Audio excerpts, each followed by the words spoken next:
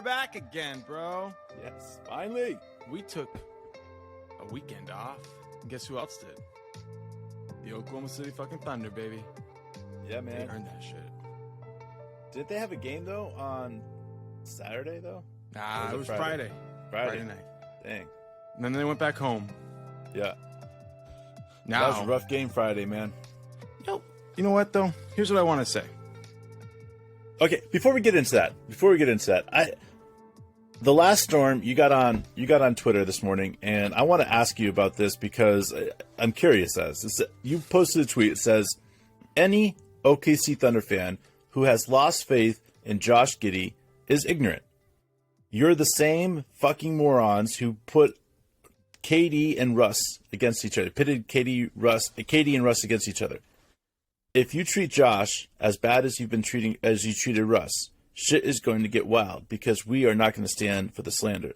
It's time to check yourself. No more warnings." What the fuck does that mean? Because I am super curious. I know that there's been some negative talk, but what exactly are you meaning by that? Bro, we're already starting to see it. We're starting to see people question the draft pick that was Josh Giddey.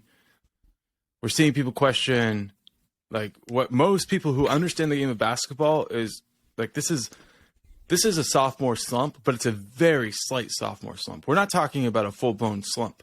Like, this guy was playing ball last night, and he was playing well, but people are looking at him and they're saying, okay, well, Shea's timeline is so much faster than, this. So now if players aren't helping us win right now, they're on our bad side. And that's just asinine. This is why we said at the beginning of the season, like, is Shea up for this? Because in the end, it's going to take time. He is already at this superstar level. The rest of the guys need some time. But Josh Giddey just became not a teenager. He already understands things about passing and stuff that puts him in an elite category. Yeah, his shot needs some time. But if his shot was pure, he would have been the number one pick. Is it a sophomore slump, or is it more of I'm learning a new position and it's going to take a little time? Okay, so they obviously work together hand in hand. But, like, if you could imagine, like, being, like, as a sophomore in the NBA, changing positions because they're saying we want you to get more downhill more, we want to have you attack closeouts, we want to have you be a playmaker, create opportunities, advantages for your teammates and stuff like that. Thank you. Then what we end up with is a different Josh Giddey. Yeah. A better Josh Giddey. It's going to take some time, but if we were saying, like, Josh, we want you to go out there and want you to do whatever it takes to look like the best version of you as possible, then we wouldn't be having him, like, handle the ball in the half court, where he's catching the ball in rotations. We'd have him handle it in the full court. But The half court, he's got great size for his position. He's got the mid-range game that's coming along. He can finish at the basket. So you want him in these downhill positions, so this is intentional. This team is moving in a way that will help him become a better player in the long run. But obviously this is loaded because there's history here, right? A lot of the people who have prominence within the Oklahoma City Thunder community were the ones who built their names on tearing the Thunder apart. And a lot of them have moved on to different jobs. Some of them, we're not even allowed to mention their names anymore because of the jobs they have. But it was a core part of what made the beginning generation of the Thunder, the first round of what we'll call greatness, right? Was there were fans who hated each other. There were fans who supported KD. There were fans who supported Russ, and they were pitted against each other. And I'm telling you right now, with Shea playing at the level he's playing, people are like, okay, he's already taken on this KD, most loved in Oklahoma City status. But it's like, to prove how powerful and how strong you are, it's not about punching somebody who's weak. Sure. It's about having the power to control yourself and only use that when you need to stand up to somebody who's picking on somebody who's weak. And these people are like, oh, we can turn on Josh Giddey. We know how to turn on Josh Giddey. We've been turning on people for years. This is our MO. This is what we do. Boom. Josh, I saw somebody rank him as the 8th to 10th most important player in the future of the Thunder. Wow. All right. And so some people are like, well, that's not that bad. That's not that bad. Like, no, it's insulting, and it's done with an intention of degrading. And that right there, we're not going to stand by. So these people, they know who they are. Okay, they like to stoke this type of tension. It gets them more clicks, it gets them more views, whatever. That's fine. That's their prerogative. But we will go around calling these people out by name. We will call out these positions by name, like these thought leaders or whatever, and then we're going to tell people how to fucking go at them and gouge their eyeballs out. Because that's what we're talking about. We're talking about a group of people who, when we got at the doorstep of a championship, they tore the team apart. Sure. So this isn't a game to us. We've seen it go badly. We're not going to let it go badly. And if it starts to go badly, I promise you one thing. We've proven this before. We will be the loudest voices in the room. Yeah, and this goes back to understanding what Sam Presti is doing with this team and the players that he's drafting. And I always love it when we bring up Sam Presti and Sun Tzu, right? Right, Art of War, baby. The Art of War, right? Yeah. And I was reading a little bit today, just kind of, understanding a little bit more, because I like to. I was doing it too. You got me on that kick. I've been reading Sun Tzu too. Because you can't go wrong with some knowledge here. And the one that I keeps going, the quote, the thing that I highlighted for the day, was when he was talking about strategy. Okay, and he's talking about understanding your enemy. All right, he says, if you know your enemy and you know yourself, you need not fear the results of 100 battles. If you know yourself and not your enemy, for every victory gained, you will also suffer a defeat. If you know neither your enemy nor yourself, you will succumb in every fucking battle. Obviously, he doesn't say fucking. Oh, he says it. He means. But I'm saying it because this is what happened, is that we're watching the merging of this team starting to click, starting to form, starting to understand each other. With that being said, that's exactly of knowing yourself. We're getting to know ourselves right now because we know the enemy. We know what the enemies are capable of doing because we watch 82 fucking games a year against these other these teams that these guys play. So you know what the other teams are qualified. You know what they're good. So if we look at it and it says 100 battles in here, and we say, okay, the Thunder have played 82 battles, right? Mm-hmm. We're playing 82 battles. We know ourselves and we know the enemies. What does that mean? We need not fear the outcome.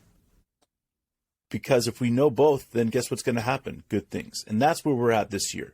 We're understanding where we're at as a team. We're understanding the enemy. And we're getting to that point where we can hold ourselves not only above water, but we can win more times than we're going to lose. And I think that's what's a powerful situation that we're in. And we're looking at Josh Giddey. We're looking at Poku.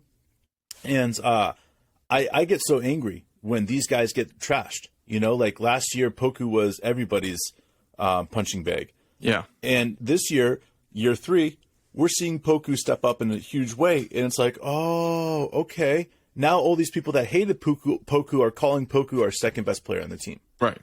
And it's the same people who are saying that Giddy's not playing good or not That's good. right. The same people. These are the guys that do not know who they are. Boom. They do not know we are as a team. And they do not understand the enemy. And that's what? Not even their outcome is never going to be favorable for them. They're always going to lose in their minds. And that's why we're standing here talking positive about Josh, talking positive about Giddy, is because we know our players, we know our team, and we know the enemy, and we know what's happening. We see it in everybody that knows anything about the NBA, that is a professional, that is, ears to the floor. They're all saying it. Oklahoma City is going to win 40 games this year if they stay healthy. And it's powerful because they might not be utilizing that word 40 games, right? But they're calling the Thunder a above 500 team or a 500 team. That's what they're saying. And I'm looking at this and I'm starting to understand, these are the things that Mark and I have been talking about and discussing for years and years and years. This team isn't being looked at properly. It's never been being looked at properly. It's a small market with shitty writers and shitty podcasters. And because of that, the knowledge has been passed down from generation to generation. And when we say generation, it's a single generation at this point. But 13 still, years. There's enough to see a pattern. Yes. And that's why this is here. That's why we are here, is because we're sick and tired of our fans not knowing who this team is. We're sick and tired of our fans not knowing who Sam Presti is. Or Barry Trammell getting to tell everybody what he thinks is going on. Yes. Joe Mazzuto. Or Andrew Schlecht. Topic Thunder. These guys, uncontested. I mean, we could go down, this list of guys that are sitting there saying... Amateur hour, bro. We That's what want they are. more draft picks. We want more draft. We understand that people want more draft picks, but why can't you just love the team that you have in front of you? Why can't you talk positive about the team that's in front of you? Know your team. You know why? Basically, like you've heard the phrase, hurt people, right? Miserable people like to make people miserable. It's their number one goal in life. And so these people don't love them. They don't have families that are supportive networks that they can fall back on. They don't have friends that really tell them, hey, no matter what, we got your back. So they try to do this like Rylan, to create meaning. And you know what? I'm not going to lie. It's worked for some people. You've seen some people go get really, really tremendous jobs because they're willing to say something about the Oklahoma City community that nobody from the outside is. But hey, if you're going to pay me, I'll talk shit on myself, on my community. And that's what happens. And here's what we need to focus on about this game against the Grizzlies, bro. This was, and I'm going to say this, and then it's going to sound like it's a bad thing, but it's actually a really positive thing. This was Shea's worst game of the season, in my opinion. But here's the really good stuff, bro. We had a chance to win it at the end. And it was because everybody else has stepped up. And to me, if you said, we're going to play a team as good as the Grizzlies, and they have Ja in the game, it's even without Ja, they're still, they beat us by 70, and I don't think they had Ja last year when they did that. They did. But, they got Ja in the game. They're close to full strength. Shea's going to have 15 points. I'd be like, that's going to be one of the worst games of the season. But instead, we saw big play from Giddy. We saw big plays from J-Dub. Poku, before he went down, was playing great. Aaron Wiggins, Kenny Hustle. I can just keep going and going. The game was a very well played game from the perspective, if you were to say, with the caveat, this is Shea's worst game. Then you go, whoop, what happens? We saw the team grow up. We saw them improve. It was the end of a long road trip. Not the longest road trip, but a exhausting road trip. And we saw the quality of play improve. If anybody wants to act like that we lost that game, that's fine. We did, on the score, lose that game. But in every other way, we won that game. Yeah. In the mindset of chaos, which was exactly what was going on the other night, on Friday night, there is always an opportunity. And here we have Shea in complete chaos. Things aren't going his way. 15 points on 18 shots is not a bad stat. I understand people are going to get blah, blah, blah. Except for Shea. Shea has created such a standard of excellence that we can only compare him really to himself at this point in the game. Exactly right. And so back to what I was saying there is in the mindset of chaos, there's an opportunity for other players out there. Chaos is happening with Shea. We saw other players step up. And what I was most impressed with was our bench, man. Our bench is really stepping up in an amazing way. And not just that, but Ja has this unique way of taking over game. And Shea only scored 15, but Shea and Dort and the rest of the guys held Ja to 19 points. And it goes back down to exactly what this team does so well is the defensive-minded aspect means that we could have an off night, which 109 points doesn't really seem like an off night, or 102 points, whatever it was. It doesn't seem like an off night compared to last year, but it is, because we've seen this team do some superior things, some amazing things in the season already. And we're talking about 135 points. We're talking about 145 points. This team does some great things. So our defense, I felt like, did a great job of keeping us in the game the other night. We scored just enough to stay in the game, but the reality is that we saw Poku go down in the first quarter after having a superior first quarter. It was him bang, bang, bang, and just doing the things that Poku does so well, and then nothing, because, of course, you get injured. Now, I've been doing research on that. I have connections inside the team, and it seems like at this point that Poku is a day-to-day or game-to-game decision. Okay. We know that the Thunder like to handle that a little differently than more normal teams, and like to handle that in the aspect of getting players more rest. Now, we've had Saturday, Sunday, and Poku's 20. So there is a good chance he could play tonight. But the reality is if I was coach and I was Sam Presti, with as well as Poku's been playing, man, you got to let him sit, make sure he's not going to get any more damage to that foot, and then go back out there. I love Poku, man. I love what he's doing. And last two games, he's played like 12 minutes in each game, and he's got 3 blocks in each game. So obviously he's top 7 in block shots this year. We're already looking at almost 20 games down for the season, which is a fourth of the season, and he's top 10 in blocks, guys. This is reality.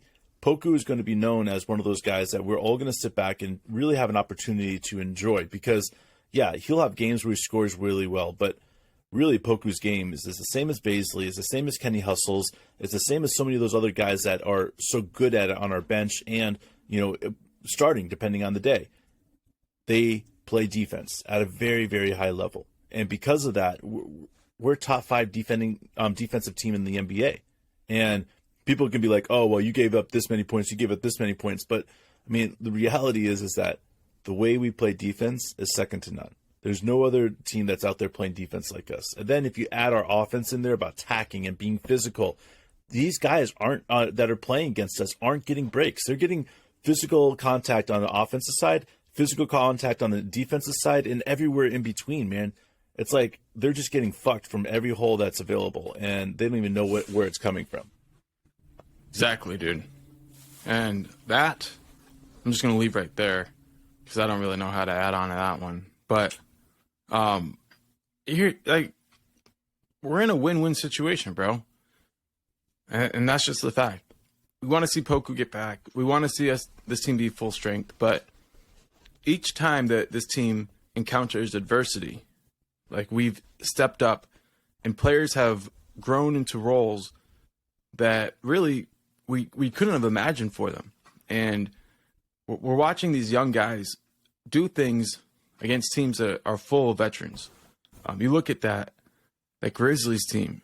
Oh my gosh. You got to love that grit and grind mentality. You got to love that Steven Adams, Desmond Bain, like that toughness that they bring on both ends of the court.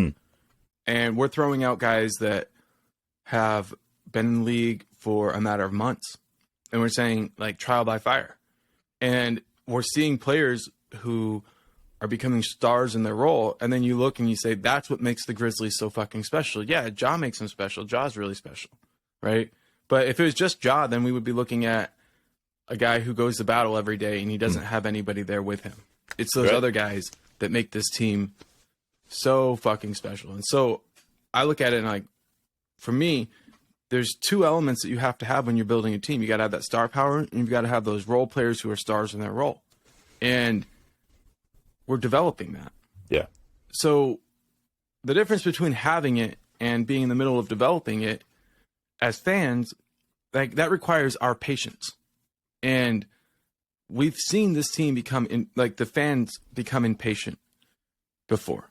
And that's what we're concerned about. Because when they become impatient, if they were just, like, impatient and they got impatient with it, the coaching staff or with the GM, fine. When they start getting impatient with the players, it's personal. And we know this because we've been able to develop relationships with family members of the players because they say, you're the only people who aren't saying mean things about the players. And we say, because you're going to talk shit on the players, that's your prerogative, but that's not going to happen here. It's not that everybody's perfect. It's not that nobody makes mistakes. It's that we're not going to make our reputation by tearing down teenagers. Let other people do that. That's fine. There's always scumbags who will click on that content, who will consume it, who will go around repeating it and perpetuating it, and that's fine. Okay? But somebody has to stand up for what's right, and that's why we're here. Yeah, and I want to go back to something you said, having it and developing it, okay? When you have it, right, you can win 40 games. All right? When you're developing it, right, okay, you can't win 40 games, okay? The difference at where we're at right now is that we have a combo of situations on our hands. And that's unlike a lot of other teams in the NBA where they either have it or they're just, like us in a situation, or like us last year where it's like, okay, we're developing, we're going for that developing aspect of it. But you look at this team and you say, okay, we have players that are in the midst of their whole peak, right? And then we have the players that are developing it. And so when we're sitting here and saying, you have it, you can win 40 games, okay? But if we have it at year 3 of this rebuild, what does that make us in year 4? And it goes back to Sun Tzu, which one of the things that he says over and over and over in his book, it's talking about battles. Like the greatest victory is that which requires no battle. He talks about winning a war without ever fighting. You know, like how do you accomplish that? How do you get that going down? Well, if you look at the NBA and you look at how it's designed, your war is the playoffs, man, right?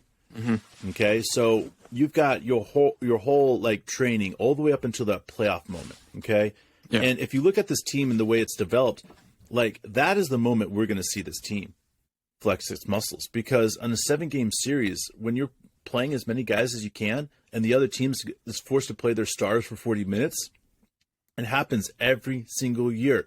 A team runs into a wall because they don't have the bench. They just don't. It's people's weaknesses in the NBA.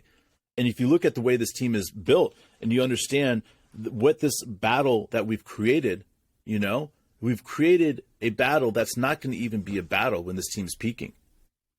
Because if you want to sit here and tell me that the Oklahoma City Thunder isn't going to sweep teams out of the playoffs in every single round all the way up until the championship, you're crazy. Look at how this team is built. They're built for series. They're built for, you know, playing against a team and all of a sudden saying, Coach D saying, okay, you know what? This lineup didn't work. I'm going to tweak it here and I'm going to put this lineup in there. Boom, that works. I'm going to keep that lineup. I'm going to keep that lineup. Game 4, over, sweep. Next series. That's what's going to happen.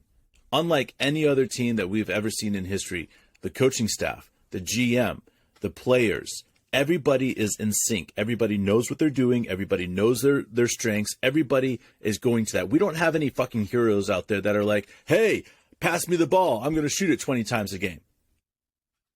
We don't. Even with Shea. Shea's out there shooting at under 20 times a game. If he shoots above 20, it's because he's getting into that upper 30s to 40 points a game in that particular game.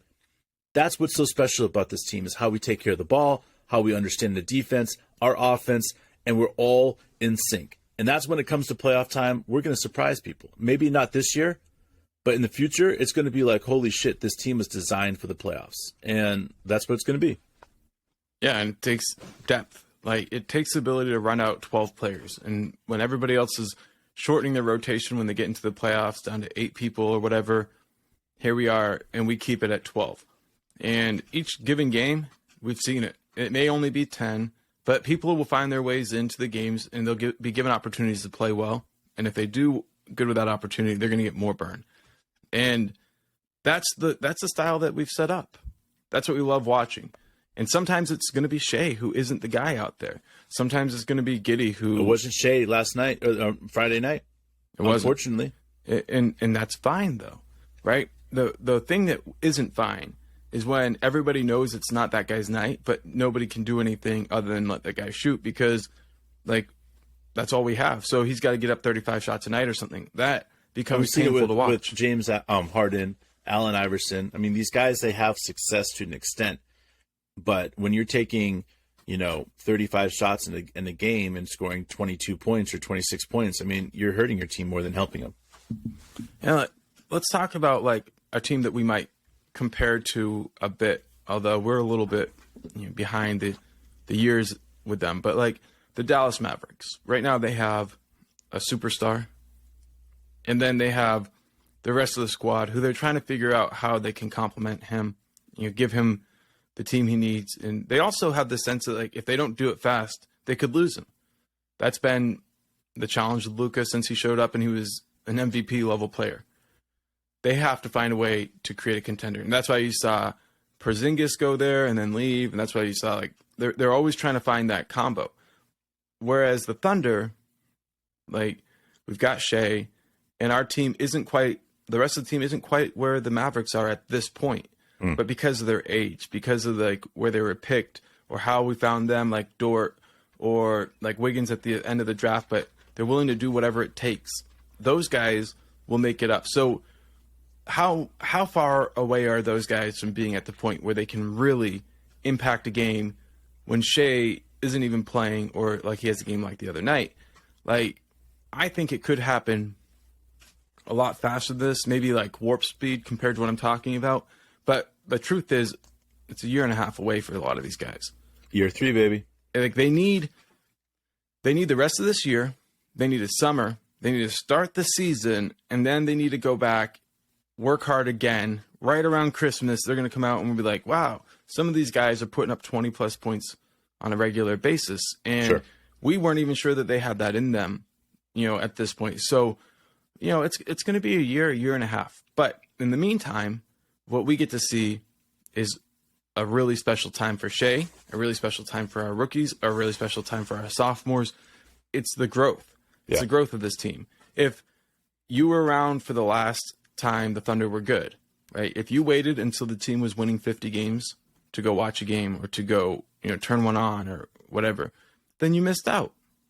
Yeah, I mean, you had fun. It was fun. We had a hell of a run. Sure. But the most fun was watching the team go from being bad to good, knowing what they went through, and then watching them really get to the point where the whole NBA had to take account for them. And it was like, weren't these guys just like 2 years ago, too young to be taken seriously, ... What the fuck is going to happen next? And that's that's the most fun, is watching it happen and then projecting the next level. I think you're right. And I think that's, again, where we're talking about this team and understanding exactly who they are is, we have Shea, and with Shea playing the way he is, we can win 40 games this year if he is healthy. When we come back next year, it's a whole new game. It's a whole new ball game for this team. Where do I think that we can end up with Chet being presumably a rookie at this point next year? You got Chet as rookie. You have what other player we add on, and then we have the rest of the guys back. Like, where can this team be? This team is getting better to an extent that, again, we're looking down the score sheet. And if you want to look at the score sheet for this team and understanding what they're doing, it's very easy, because you just go down the bench and understand 8 points, 9 points, 7 points, 12 points, 14 points. Like, the Thunder understand that we're playing against other teams in the league that don't have benches, that are requiring their best players, if they want to win, to play 40-plus minutes a game. That's fine. But that's why this team is always going to have healthy guys when we are competing. When we're getting to that point, it's going to be freak accidents that hurt us, But the rest of them are going to be able to stay healthy. And it's going to be one of those things where, when we're looking at it, and you said 18 months, I think next year, the start of year 3, and the improvement that we saw with Poku is the same type of improvement that we're going to expect on these other year 2 guys. That's J.R.E., that's Trey Mann, that's Josh Giddey, and that's Aaron Wiggins. Those 4 guys, we're going to see the biggest jump in their game this next year, okay? The year after that is going to be the next rookies class, okay? And I think that we all recognize this is how the NBA and the Oklahoma City Thunder work. It's a 3-year program. You do the things you're supposed to for 3 years. You do it hard. You do it everything you can. And then you get a $27 million contract if you do well. Because that $27 million contract is very specific in price. And I started going back, and I started recognizing you could have many $27 million guys on your team. As long as you have your 2 or 3 stars, man. Yeah. Yeah, that balance. That's what we're talking about, man. And as fans, we just got to remember that we support the players. If you forget that, you're going to be in trouble. Don't worry about it. What else are we supposed to do? Like, how many times have we gone to a stadium and we have a guy wearing a Thunder t-shirt or a Thunder, and he's screaming at the players? It's like you go to a high school game and there's that one dad, always that one dad that sits in the stands and just screams at his kid. And it's like, you're taking all the fucking fun out of it. Like, can't you just see and stop and observe that your son is out there hustling his balls off, getting, shots, and who cares if he missed a layup? He got a steal. You know what I'm saying? Like, that's what we're seeing. We're like, you see, like, Shea get this, or Josh Giddey get a steal, and then he misses a layup, or Josh Giddey get this and gets a turnover, and everybody's like, that doesn't understand is like, oh, fucking ass, what the fuck? And it's like, bro, he's a 20-year-old kid. Don't you understand the whole development stage? And it's like, oh, well, we want to be winning. Well, yeah, no shit. But there's a developmental stage that comes before that. And some of these guys are still in that developmental stage, and they're going to make those bonehead plays. And people called it the Poku plays last year. Okay? No, it's the developmental stage. If you're under 20 years old, you're going to be making knucklehead plays. Because guess what? You didn't play 4 years of college. You probably just barely played 4 years of high school if you want to count your freshman year. You know? Just think about that, guys. You've got 1 year of college, 3, maybe 4 years of high school, and that's the only experience they have in upper basketball.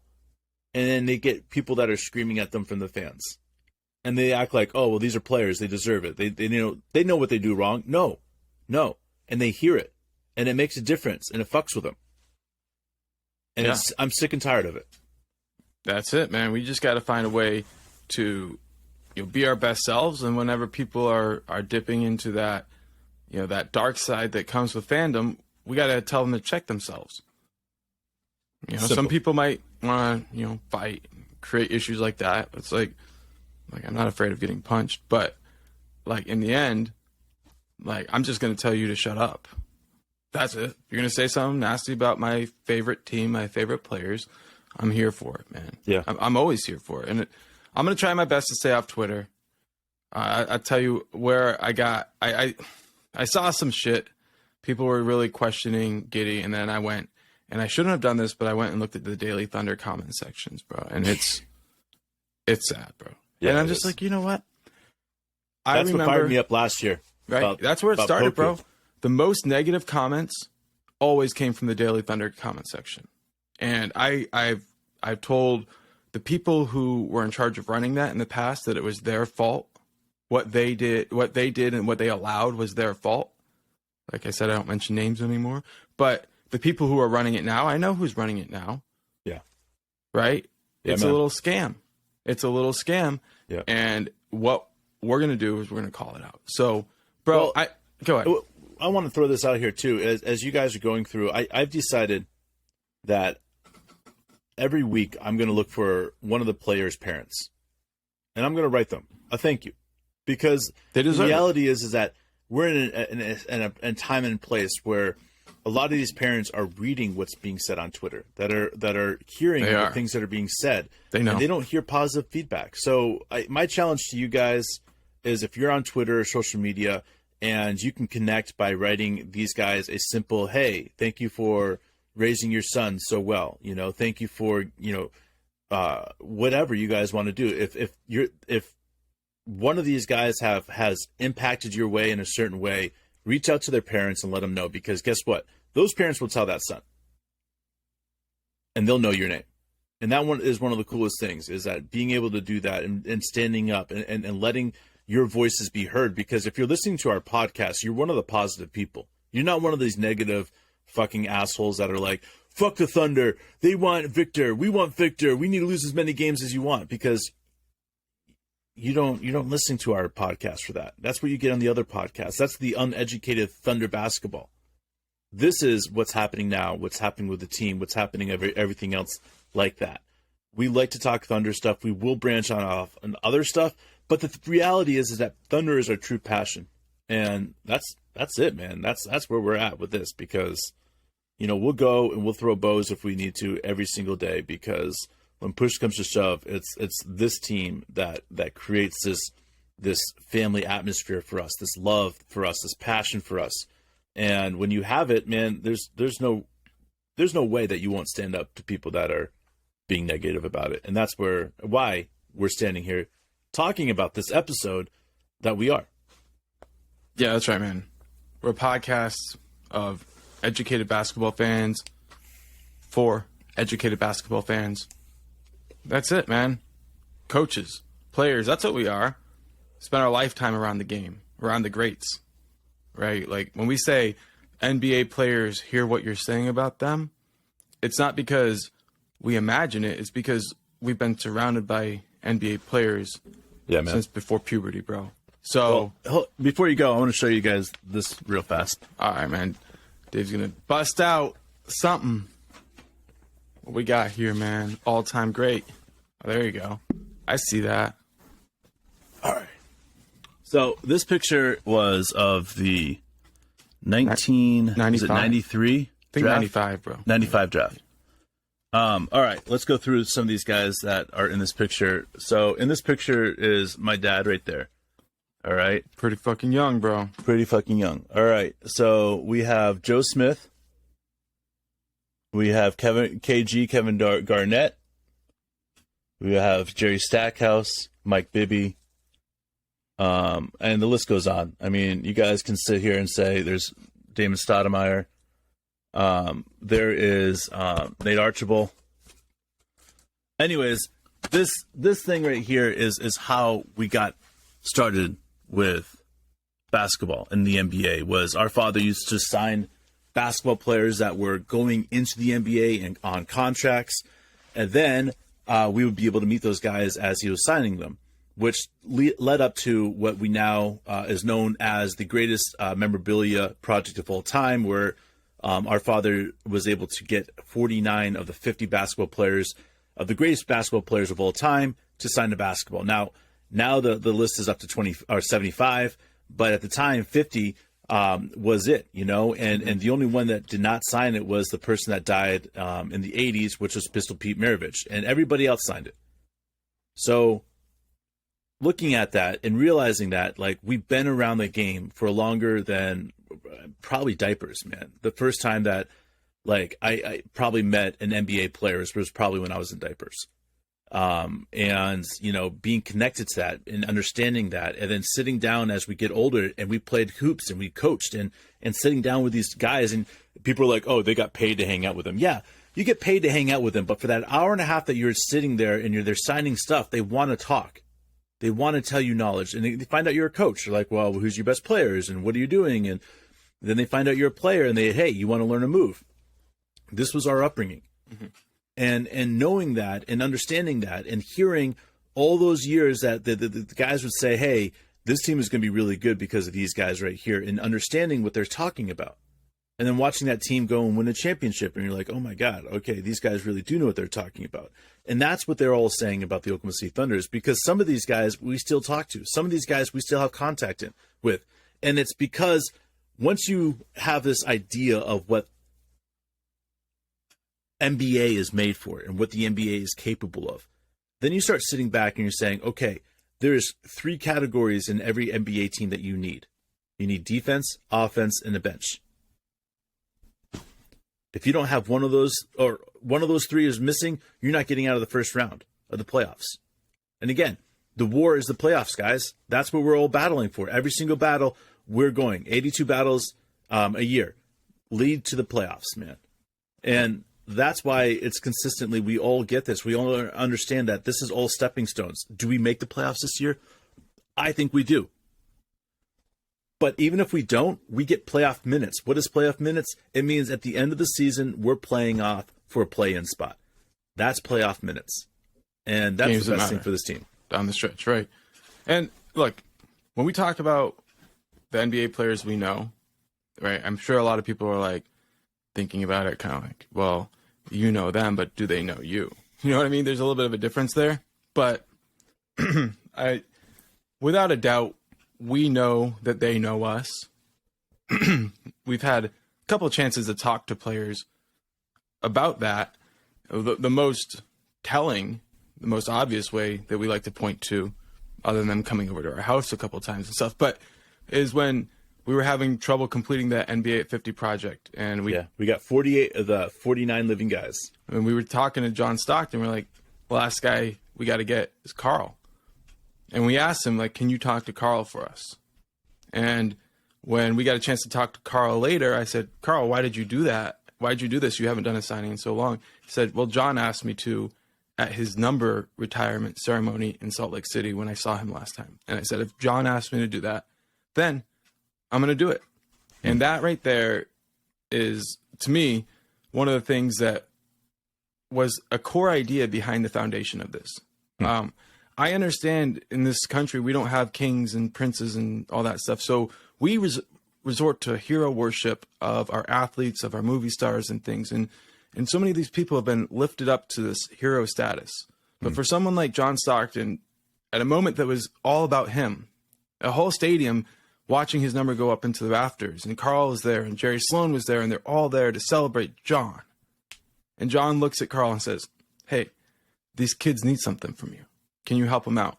At that fucking moment, when we say that, we say, these people are people first. Yes, the NBA has turned them into idols. But at their core, they are people. And that is why we stand up for the people. That's why you say something positive to their parents, because parents are people. Yeah. They don't see them like idols. No. Bro, and that's why I respect so much your initiative to do that. And you've done that. And I hope other people do it too, because it means the world. But trust me, if you wait until this team is winning championships to do it, it won't get through to the players. It won't. This is the time to me. This is the time. Bro, we better get the fuck out of here. I know you got to leave. So thank you, everybody, for joining us so much for this shortened version of The Last Storm. We will be back soon.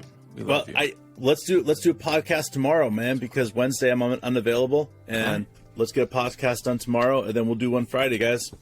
Cheers. We'll see you then, everybody. Thanks for joining us.